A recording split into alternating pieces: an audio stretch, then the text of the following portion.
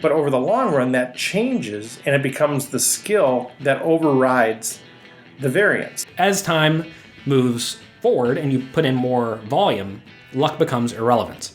What you really need to ask yourself is, what is under my control and what is not under my control? So even though I personally felt like that I was getting unlucky or running bad over a stretch of hands, it was actually the opposite, and I was actually running quite well. It is harder to remember the times we were on the positive side of variance. Well, if you're only playing 5% of the hands, that means you're not putting yourself in a position to hit very many cards. In the end, the math is always going to work out. Greetings, everybody. Welcome once again to the Rec Poker Podcast, officially sponsored by Running Aces Casino and Racetrack. I'm your host, Steve Fredland. Today, we are going to be looking at the topic of feeling unluckier than other people. You know, we encounter this a lot, but we've got some specific questions from Chris Hall and Seth Erickson about this. This is one of the things a lot of people talk to me about when I'm in the poker room, so it'll be good to sort of address it as an episode. I'm delighted to let you know that we're going to be hearing from Jonathan Little with PokerCoaching.com, as well as Dr. Tricia Cardner with PeakPokerMindset.com. She's an expert in the psychology of poker, and so this is a fantastic person to have some insight from this week. We also have some recreational players contributing: Taylor Moss, Rob Washam, Stacy Nelson, and Steve Olson as well. So I've got a couple of announcements, and then we'll get into the week's episode. First of all, some of you may have noticed on Twitter over the last few days, there was a hand that somebody put out there about somebody folding pocket aces pre-flop. I had commented out there, I did not condone the fold of the pocket aces, but I had mentioned out there some of the odds of playing pocket aces against two other players and against three other players, and the odds of your aces holding up. And so I just wanted to clear the air a little bit on that my comments were not about recommending a fold in that spot, although I have folded pocket aces in a qualifier type situation before. It really was just to point out some of the odds, and I think people, a lot of the recreational players don't realize that when you're playing pocket aces against two or three other players, oftentimes you're going to find yourself a favorite to lose the hand. Now, you might be getting 2-1 or 3-1, and I'm not saying you should fold your pocket aces, but just be aware that it's really not a bad beat if you get your pocket aces in all in four-handed and you lose. That's not really a bad beat. So just trying to make some people aware of some of the odds there. Other announcements: my Vegas package is sold out. Thanks to everybody who is backing me in that adventure. Also, we got a lot of patches that have been going out the door, so if you want yours, we have some that you can sew on and some that are just adhesive that you can just put on and take off repeatedly onto whatever shirt that you wish, or hat. I've seen that as well. This week, we had a few people that were playing with patches that had their picture on Twitter: Steve Olson, Brian Morey, Rob Washam. Thanks, guys. And Brian Morey actually had his patch in the picture as he won the Running Aces Spring Poker Classic Seniors event, $125 buy-in, and Brian took that down wearing the patch, so that was kind of fun to see him out there. So congrats, Brian, and good work there. With that, let's just do a quick thanks to Running Aces, and then we'll get into the primary discussion. Running Aces Casino and Racetrack has the best poker room in Minnesota, featuring 24/7 promos on all cash poker games, including earning $2 per hour in comps, plus the most player-friendly tourney structures. Visit runaces.com for daily promotions and the tournament calendar. Running Aces Casino and Racetrack, the official sponsor of Rec Poker. As I mentioned at the outset, one of the things that people approach me with all the time, recognizing I have the podcast, is the story of their bad beats. I hear a lot of bad beat stories, and it's always sort of interesting, some of the situations, and I always ask about the decision, if they felt like they made the right decision, those sorts of things, to try to get people to think a little bit differently about a bad beat in terms of the decision that they made, the decision their opponent made, those sorts of things. So I get a lot of questions about that and try to help people try to reconcile that with the rest of their poker playing.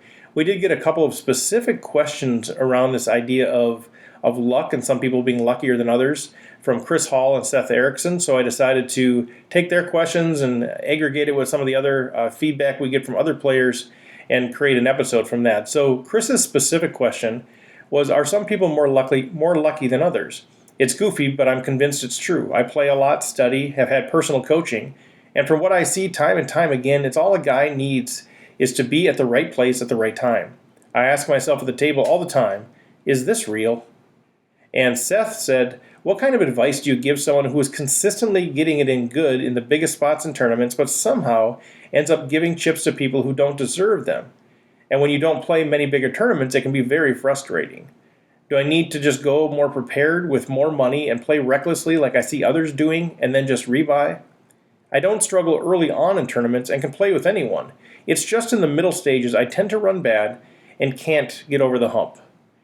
So thanks, guys, for submitting those questions. I'll give some of my thoughts, and then we'll hear from some of the pros and some of the other recreational players about this. But I guess, first of all, just my sympathies on the brutal variance. It's always rough. It remains a big part of the game, but it's always difficult when you feel like you're suffering from negative variance. I'm going through one of those spells right now where by January and February, I was just killing it, couldn't lose, picture was everywhere. March and April, I feel like I'm playing the same way, just negative variance, and it can be very frustrating.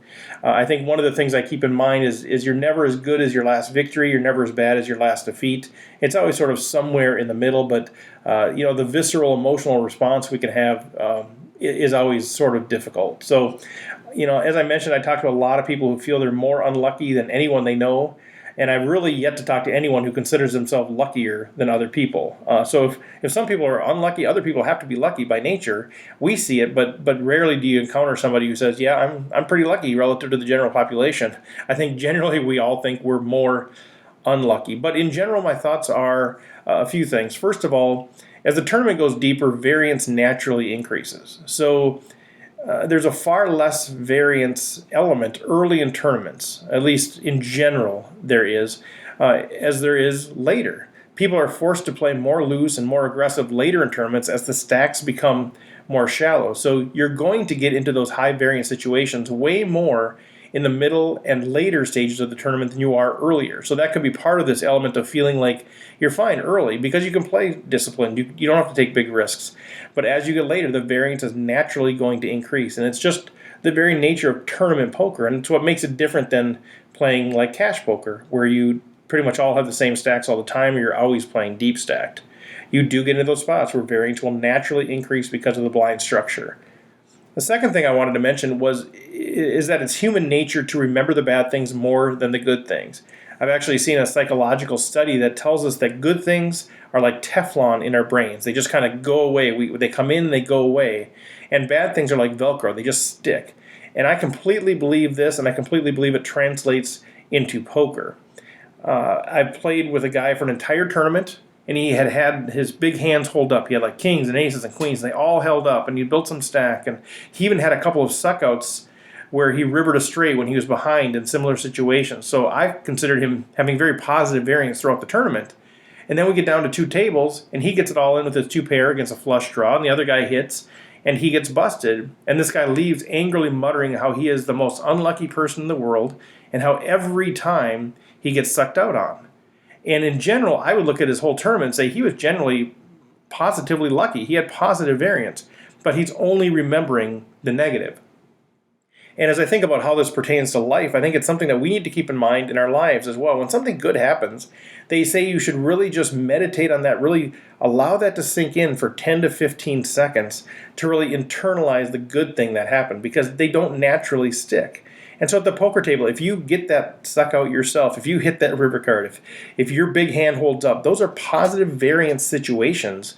And I would challenge you to spend the next 5 to 10 to 15 seconds or more letting that soak in, letting that feel good, because that's then going to mitigate those times when you feel unlucky. The third thing I wanted to mention is that we have to base our results on long-term success, not just by recent tournaments, because variance is a very strong factor over the short term. I would say for any given hand, any given tournament, the results are much more weighed toward variance over skill or luck over skill. But over the long run, that changes, and it becomes the skill that overrides the variance. So just recently, I completed some graphics in response to sort of this question, and it showed my return on investment over the last 100 tournaments played. And I did that on a rolling basis. So it looked over time at what were my previous 100 tournaments at any given point in time. And if you look at the difference in ROI, it's extremely different depending on which 100 tournaments I'm talking about. So over even 100 tournaments, variance is a very strong factor. So as you go down like to 20 or 30 tournaments, it's even a greater factor. So, I consider myself about the same player I was 2 to 3 years ago as I am now. I think I'm better, but still in terms of luck and those sorts of things. Yet you can look at that graph and realize that, man, any 100 tournaments, I could consider myself one of the best players in the world, or I can consider myself one of the worst players in the world. So I think variance is a huge factor. We've got to keep that in mind as well. The fourth thing I wanted to mention is that I think it's critically important to understand variance or luck for what it is. It is an uncontrollable and critical component of the game, especially, as I mentioned, over any given tournament or a few tournaments. So think about variance in the short term versus the long term in this way. Let's say that somebody offers you a bet. They said if you roll the dice, and if you get a 1, 2, 3, or 4, which is 67% of the time, if you roll a 1 through 4, they will give you $10. And if you roll a 5 or a 6, you have to give them $10. So you're either going to get $10 or give $10, and you're a 2-to-1 favorite. You're 67% to 33%. So this is sort of a sound familiar kind of situation here. So the question is, would you take that bet? And I think most of you would say, well, of course, I would take that bet. I'm a 2-to-1 favorite to win $10. But what if you rolled a 5 or a 6? If you rolled that 5 or 6 and you had to pay $10, what would be your reaction? Would you start berating the dice? Would you start berating the person that made the offer to gamble for that because they're so stupid for taking that bet? Or would you just feel unlucky in that situation and pay the $10? What if you lost that $10 and they offered you the same bet again? Would you take it? Or would you say, no, I'm not going to take it this time? You probably would take it. So you take the same bet. And what if you lost again? There's still a 1 in 3 chance you're going to lose again. Okay, now you've lost twice in a row in situations where you should have won. You felt entitled to win. Would you berate the dice again? Would you berate the player? What if you're offered a third time and you lost again, which is still a 1 in 3 chance of losing again? Okay, would you start berating them? Would you feel what would be your reaction if you're offered it again? Would you turn it down then at some point? Now, if you were to say that's the situation, that's one thing. But if you were to say, okay, let's do this 100 times. How about I agree to do this 100 times? Over the long run, I guarantee you're going to be a winner. I mean, the odds are insurmountably small that over 100 rolls, you'd end up being a loser in that situation. So in the short term, there's a good chance you're going to lose, a 1 in 3 for each one of those. But over the long term, you're going to win. And this is the difference between thinking about short-term variance and long-term variance. It was the right decision to take the bet. And over the long run, you're going to come out way ahead. But for any single situation, there's a good chance you're going to lose. And you could lose multiple times.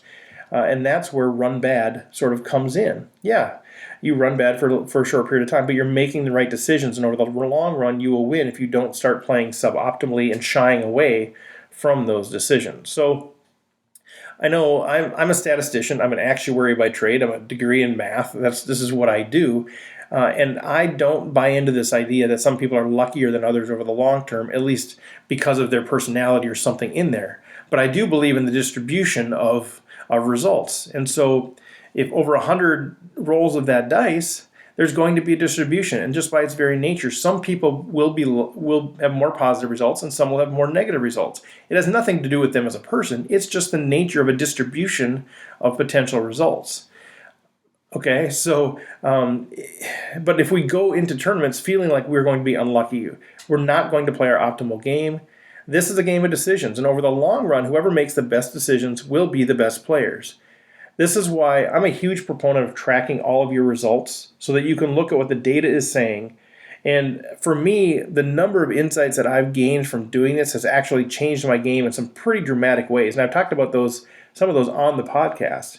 But it's also changed my mental approach to the game. I can see those times when I'm running good. I can see those times when I'm running bad. And I realize that luck can be a part of this, but yet over the long run, it helps ground me in making the right decisions.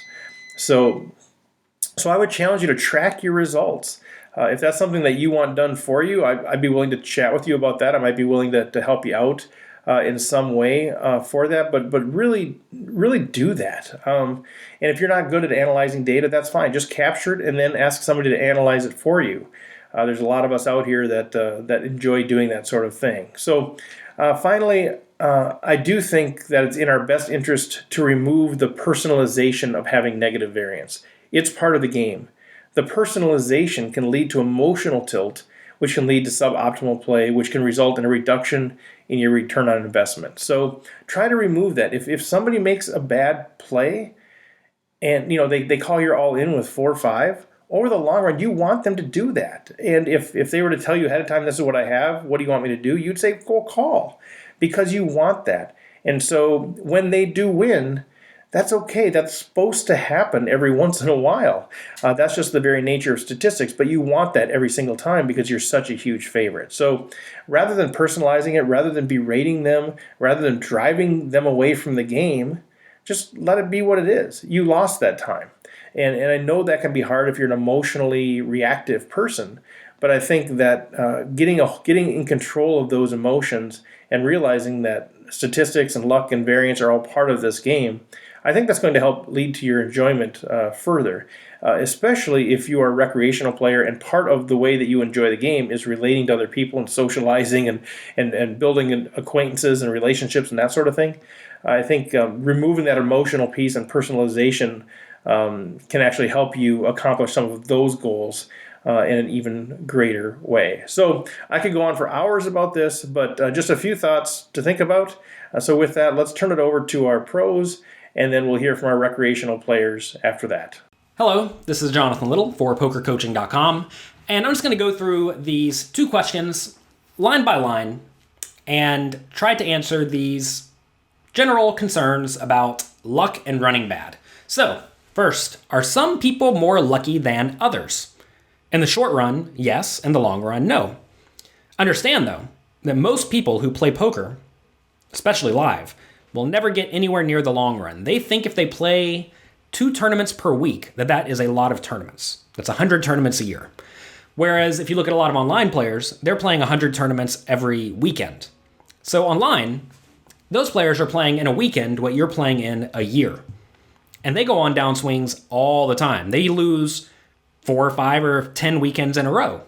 So if they're losing 10 weekends in a row, and these are some of the best players in the world, by the way, if they're losing 10 weekends in a row, that is equivalent to you, if they're losing 10 weekends in a row, that's equivalent to you losing 10 years in a row. Most people don't play poker that long. So in a short period of time, certainly people are more lucky than others because they're getting better cards. Call it luck, call it card distribution, whatever you like. If you look at a small sample of hands, someone's going to be more lucky than other people. Imagine you decide to look at one hand. You deal out some cards, someone's going to get a good hand and someone's going to get a bad hand. You could, in theory, say the guy who got the good hand was luckier than the guy who got the bad hand. Okay, you say it's goofy, but you're convinced it's true. Well, like I just said, if you deal one hand, someone's going to have good cards and someone's going to have bad cards. Is that luck?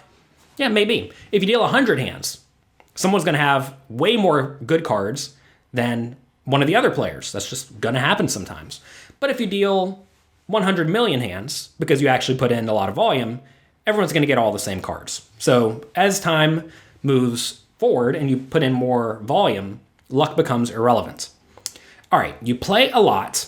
Again, what is a lot? Study and have had personal coaching. And from what you see time and time again, all you need to be is in the right place at the right time. So sometimes if you look at if you look at any short period of time, like let's say the next 20 hands you play or a small sample of hands at a final table, certainly someone's going to run way hotter than someone else. I was actually just watching a YouTube video of a guy who won like 100K in an hour playing 100, 200. So he won 500 big blinds. And just looking at all the hands, they were perfectly fine and perfectly standard. Guy did nothing special.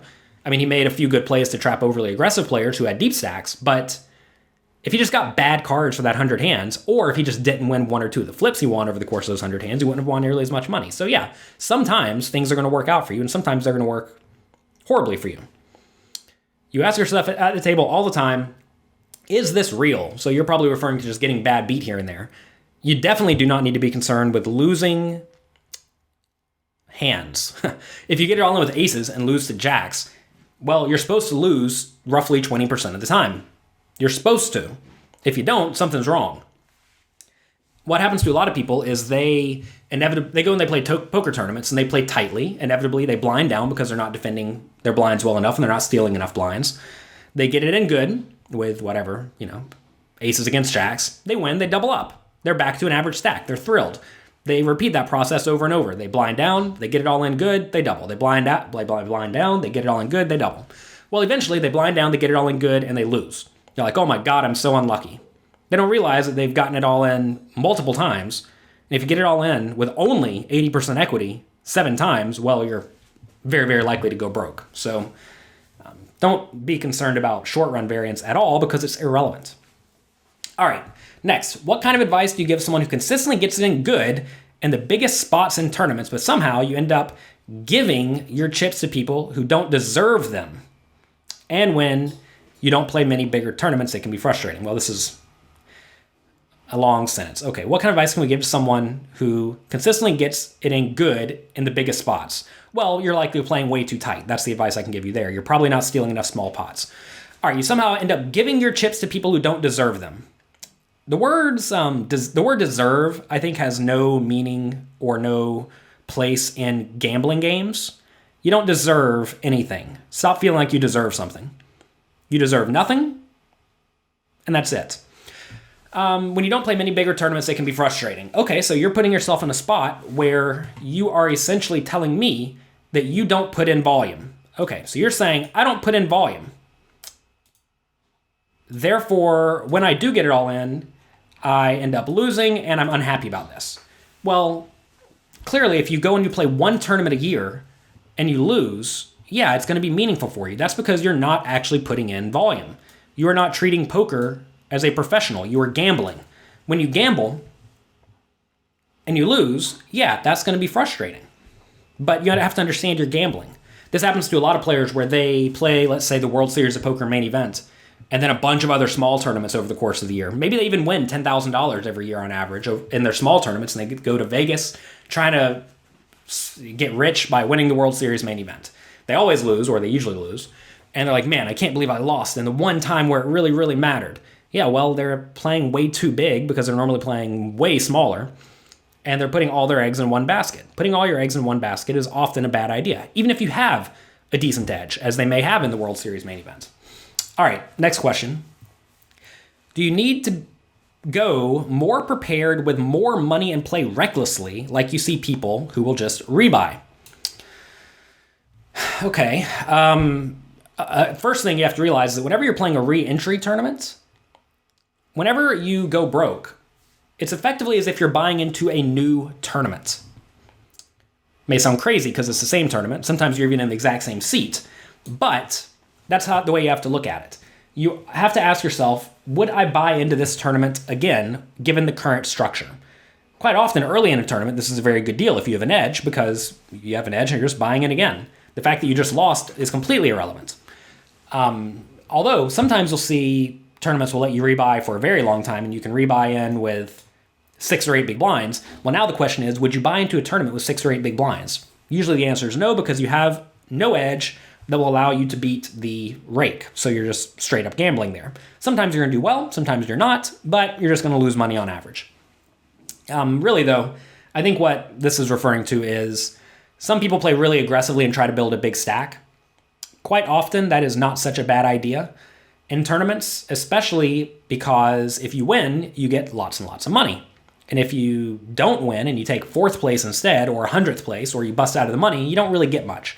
There's a lot of value in getting all the chips. To get all the chips, you often do have to adopt a higher variance game. Now, you certainly can play good, strong, tight, aggressive poker in poker tournaments and do very well, especially as the field size is smaller, because you don't have to get nearly as many chip stacks, right?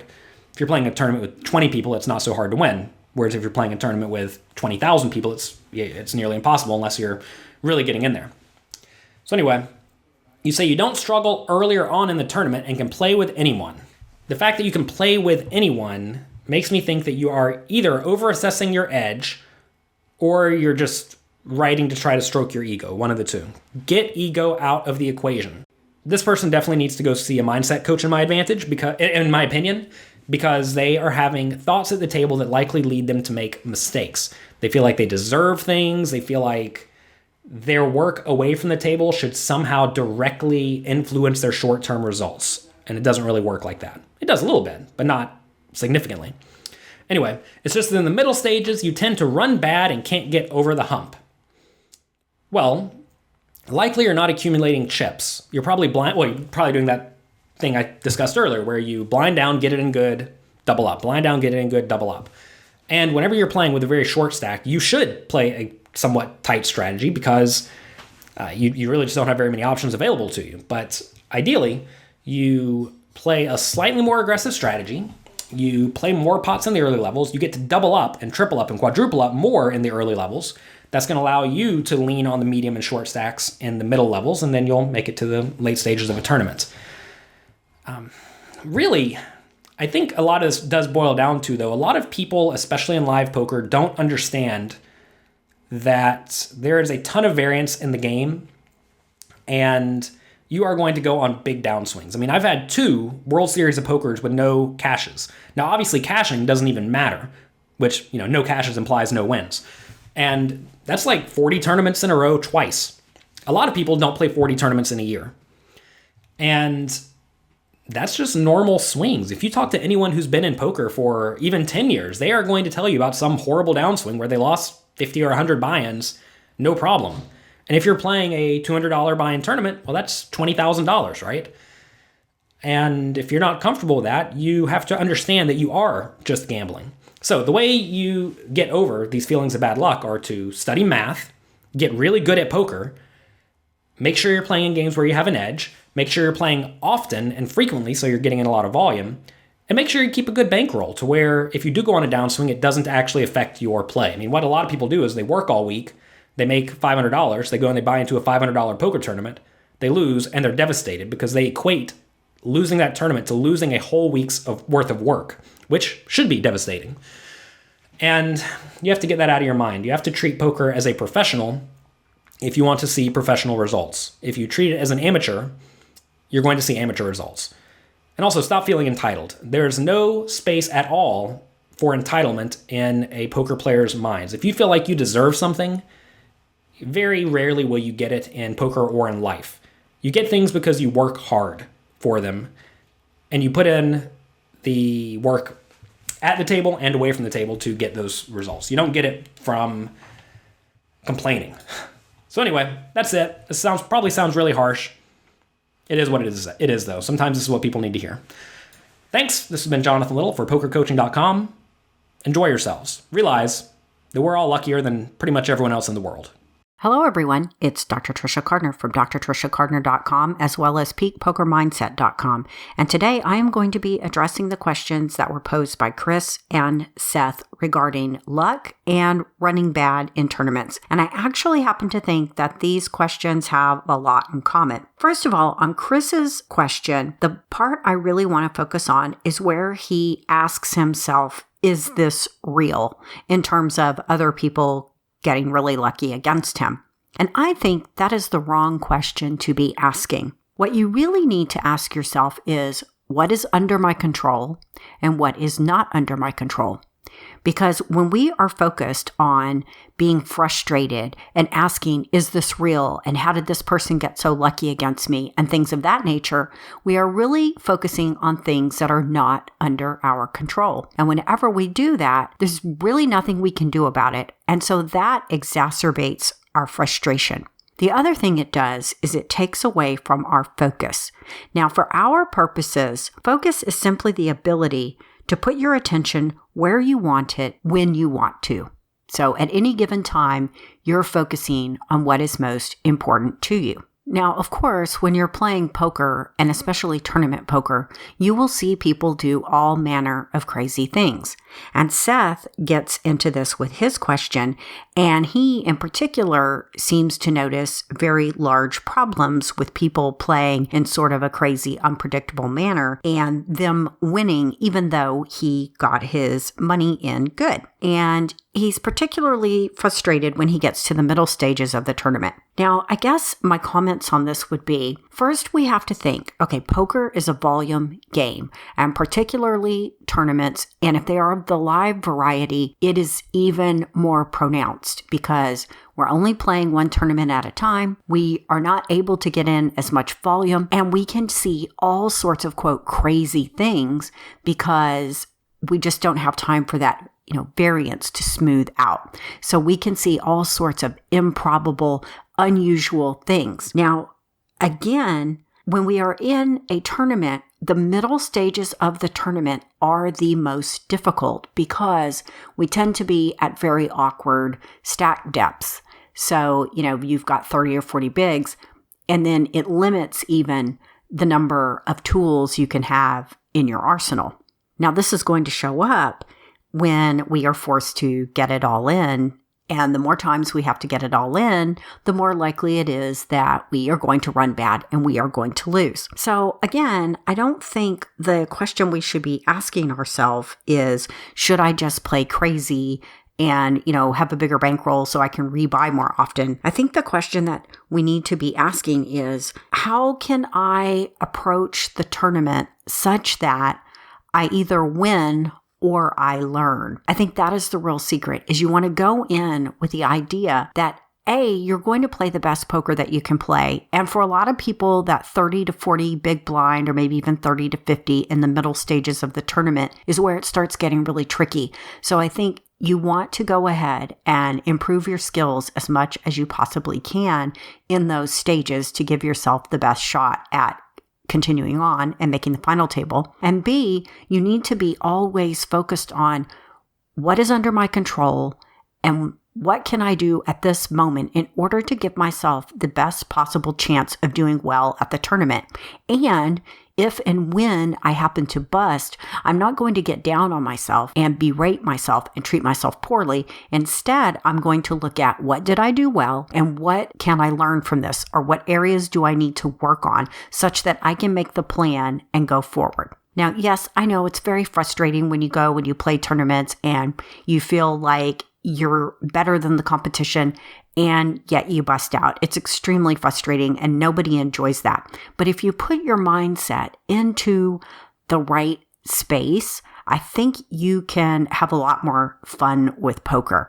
Just recognize that poker is a challenging game and it's really a long-term game, and you have to have your mind and your mindset in the right space in order to do your best. So if you'd like to learn more about how you can get your mindset right, I would encourage you to go to peakpokermindset.com and sign up for my free course called Rev Up Your Poker Success, where I teach you all about a proper strategy for goal setting in order to achieve the most success. So until next time, I hope you keep working on that mindset and have an awesome day. Running Aces Casino and Racetrack has the best poker room in Minnesota, featuring 24/7 promos on all cash poker games, including earning $2 per hour in comps, plus the most player-friendly tourney structures. Visit runaces.com for daily promotions and the tournament calendar. Running Aces Casino and Racetrack, the official sponsor of Rec Poker. Greetings, Rec Poker listeners. This is Taylor Moss. Today we're talking about luck and how it affects our poker game. I think as humans, we're naturally inclined to remember our losses more than we remember our successes. And that can be really detrimental to our poker game because that can change our decisions that we make when we're in an all-in situation. So if we let this affect our game, it's going to change our optimal play and can move us from a winning player to a losing player just because we had a bad beat recently. As it relates to luck, I think the big example that I personally have has been using Poker Tracker 4. Poker Tracker 4 is an online software that keeps track of hand histories and at the same time will keep track of your expected value when you're in a hand. And one of the big graphs that they like to show is the amount of big blinds that you've won over a stretch of hands, and then also the expected number of big blinds that you should have won over those hands. So for the expected value it takes whenever you were all in, what was the expected number of big blinds that you won versus how many big blinds did you actually win. And before looking at this, I knew that software was out there and it was going to be tracking how I did, so I tried to mentally keep track of where I thought I was. And similar to the intro that I let out with, I thought I was getting unlucky in quite a bit of situations, but still becoming a profitable player. So when I looked at the graph, overall my big blinds won over the stretch of hands was up, but it was actually up more than my expected number of big blinds won. So what this means was I was getting quite a bit luckier than I should have been in the same situations. So even though I personally felt like that I was getting unlucky or running bad over a stretch of hands, it was actually the opposite, and I was actually running quite well. So it was either a misconception of the total span of hands that I played, or just misremembering the times that I got lucky and only concentrating on the times that I got unlucky. And I think it can be detrimental if you get hung up on this luck factor, because if you think about everything in a grand scheme, every time you get in aces versus a pair of fives, you're going to win 80% of the time and lose 20% of the time. And I would venture to guess that your true probability is extremely close to that 80-20. And if you would go back and look at all your hands, and every time you won, you marked it as a win, and every time you lost, you marked it as a loss, you'd be extremely close to that 80-20%. So when you're in those situations, just make mental notes of the times that you did win when you were ahead, or conversely, when you won when you were behind, because you're going to get extremely close to that true probability of, if you're supposed to win 80% of the time, you're going to lose 20% of the time, and it's just going to be extremely close to that. And don't get hung up on a one size sample of how lucky or unlucky you are. This is Rob Washam for the Rec Poker Podcast. Today's topic is something everyone has to come to terms with eventually. It can be summed up by one word, and that is variance. No matter who you are, you're going to experience variance. There are lots of things that influence variance. If you play loose-aggressive, you will increase your variance. The games you play also determine how much variance you will experience. Limit games have less variance than no limit. MTTs have more variance than sit-and-goes. Another thing about variance is that it is harder to remember the times we were on the positive side of variance. There are times when we hit the king with kings versus aces, but the times they hit the king are so much more painful. I remember this exact scenario like it was yesterday. Yet I know intellectually that I have hit the set against the overpair, but I do not have a vivid memory of it. If we decide to play this game, we're going to have to accept the variance that comes with it. One way to accept so-called bad beats is to ask yourself, if you knew what your opponent had, would you want him to call your bet? Most of the time, the answer is yes. Talk to you next week. Greetings, Rec Poker World. This is Stacy Nelson. I wanted to put my 2 cents in here on our topic today of luck and running bad. Chris entered a question about asking if some people are more lucky than others. And I guess my short answer to that would be absolutely and absolutely not. For myself, this is how I've had to kind of reconcile that, because I understand exactly what Chris is talking about. Seeing people, they just seem to hit when they need it, that type of a thing. But for myself, I had to just go strategically think about it. We all get our 2 cards. It's a random deck. I have to start there. If I start thinking about that there's poker gods or some people are actually luckier than I am, then why am I even at the table? So with that as a starting point, I go to the second part of what I was talking about, that absolutely some people do at least seem to be luckier than others. And are they? Well, as I looked at it, I think there's a possibility they might be in this way. When you change the style of your play, you put yourself in a position to possibly be lucky more often. For example, when I first started playing, I was tight as a drum. Only played the top 5% of hands. Well, if you're only playing 5% of the hands, that means you're not putting yourself in a position to hit very many cards. You're not going to hit your straights very often. You're not going to hit your flushes very often, because you're only playing a very small percentage of the hands. Somebody that plays a different style, plays more hands, you're going to see them hit their straights. You're going to hit their flushes. And of course, those are going to be in key times. Now, we also have to look at the other part of this, which is perspective. So I kind of narrowed this down to two things I was talking about as I thought this through. One is variance and one is perspective. The variance part is what I was just referring to. If you increase your variance because your style of play allows you to play more hands, you're putting more money in the pot, you're putting more money in the pot in big places, you're going to win more of those. But you're also going to lose more of those.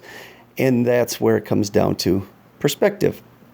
Sometimes we look at those people and only remember the ones that they hit, but we don't see all the ones that were playing a similar style to them at the end of the tournament that ended up busting out early. Another thing with perspective I was thinking about, because it's changed for me a little bit, is when I maybe hit a flop and then I see somebody, I call it sucking out on me.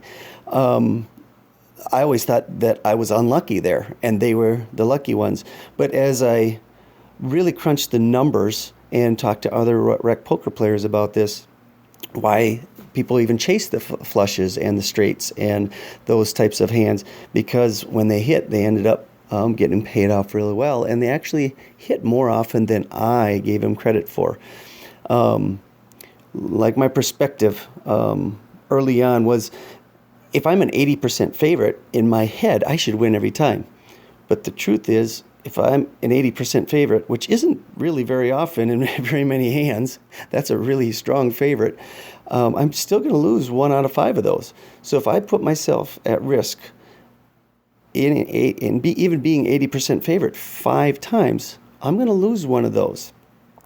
I also went to the Poker Crunchers and looked into that a little bit and looked at if you have an open-ended straight draw with a flush draw, you're only a 60-40 dog to somebody that flopped a set. I took that same open-ended straight draw and flush draw and plugged it into Poker Crunchers against two overpair, and it came out to be a real close to a 50-50 wash. That same straight draw, open-ender, and flush draw, if I only hit my queen, let's say I'm playing queen jack, going against 8-9 suited, I hit my queen, but they hit 6-7. So they have 6-7, 8-9 suited. They're on that flush draw and the straight draw. I'm actually almost about 56-44 dog in that situation. So I might look at that and say, wow, I hit my queen, and then they went all in and I called, or I went all in and they called, and look at, they hit. Well, actually, they were the favorite going into that. So that's what I mean by perspective. That's kind of changed for me a little bit, knowing that there's odds, and anytime there's odds, those other cards are in there, and they are going to come up once in a while. So that's helped me change my perspective a bit about seeing others as more lucky than I am. Seth had a question that was related, but seems to me a little bit different. It seems like this one's a little bit more about tournament strategy and getting to the later stages in tournaments, and we're seeing more variance, which I talked about earlier. So my way of adapting to this, I guess the biggest thing that's helped me is to play more tournaments in a short period of time. Mentally, it helped me a ton when I ran into a situation where later stages of the tournament, I got my money in good, I read a player right, and turned out he hit his 2-outer and sent me home. And to know I had another tournament that was right around the corner, for whatever reason, that helped me a ton. I also talked a lot with some of our poker recs about how you handle these changes. You have to adapt to the tournament. You can't just play more recklessly. I don't think I've ever heard a pro give advice like that. So a couple of things I've heard people say. It's what you do in between those big hands that makes a world of difference.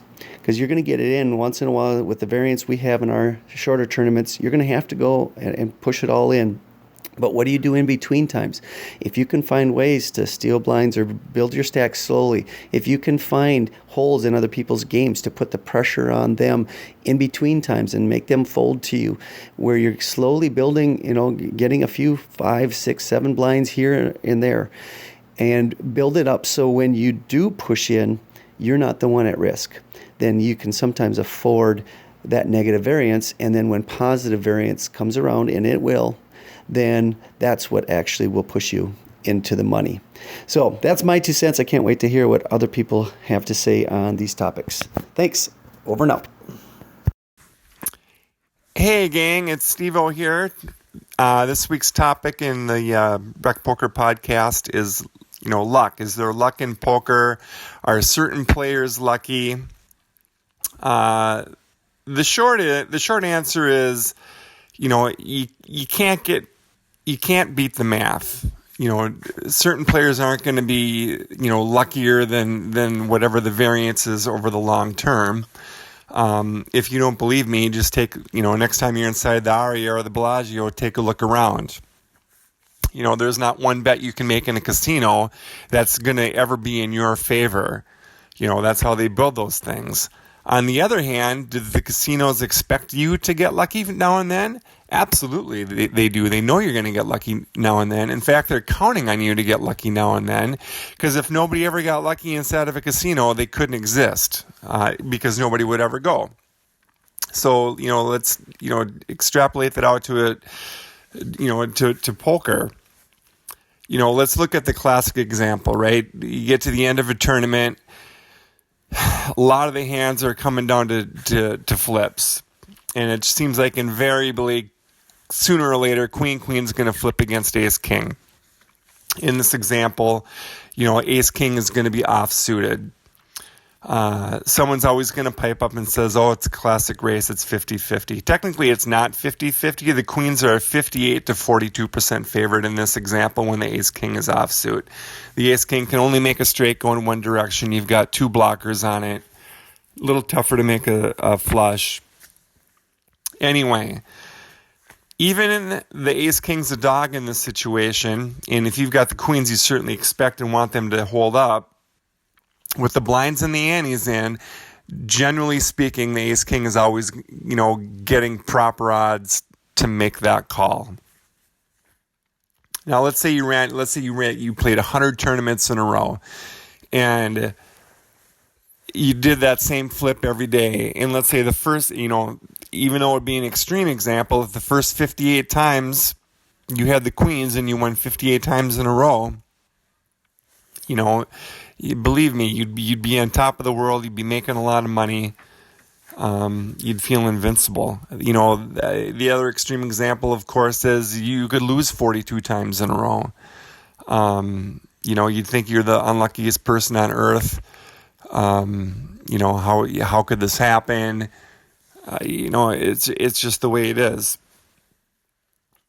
The other thing that's going on there too is you got to remember is the Ace-King calling from behind. They are, but like we said, they're still getting the right price as far as the chips are concerned. Furthermore, you got to think about the big picture. If you lose, you're out your buy-in. If you win, you might be propelled to go ahead and cash the tournament. And if it's a daily tournament, maybe it's 10, 15 times your buy-in, 20 times your buy-in there that you're winning. What if it's a big tournament and the first place is 100 times your buy-in? You hit one of those once, you might be able to pay for your tournament buy-ins for the next year. It's kind of an implied odd kind of thing. And a lot of players know this, and they're willing to get their money in, and they're willing to gamble a little bit, because in the long run it makes sense. It's it's frustrating in the short run, when you're getting it in with the best hand and getting beat, but in the end the math is always going to work out. That's about all I've got as far as luck is concerned. And you can run bad. You can run bad for a week. You can run bad for a month. You can run bad for months. It happens, but eventually, if you're making sound decisions and playing properly, it's going to turn around. So don't let it get you down when it happens. So I realize that's easier said than done, but hang in there. Enjoy your time at the tables. That's all I've got for this week. Bye-bye. Okay, so that's it for today. Thank you to Jonathan Little, Dr. Tricia Gardner, to Taylor Moss, Rob Washam, Stacy Nelson, Steve Olson, and of course, thank you also to Chris Hall and to Seth Erickson for submitting the question, and to the many others who continued to approach me with question ideas and thoughts. I appreciate that. If you have any feedback on how we're doing here, please let us know. The good, the bad, the ugly. We don't know what we're not told. If you want to wear a patch, let me know. Like us out on the wherever you're listening to your podcast. Like us, give us a rating. All of those things help build. Tell people about us. And with that, thank you for joining us for another week, and we will chat with you next week.